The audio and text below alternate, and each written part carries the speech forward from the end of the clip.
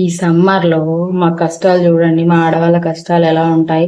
Kitchen లో work అయ్యే లోపు మా పరిస్థితి ఇదండి.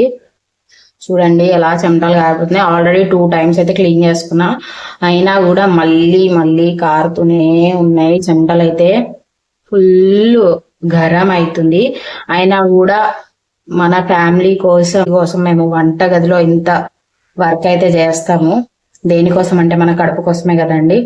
సో ఇదన్నమాట. చాలా కష్టపడితే గాని వంట అనేది పూర్తవడు.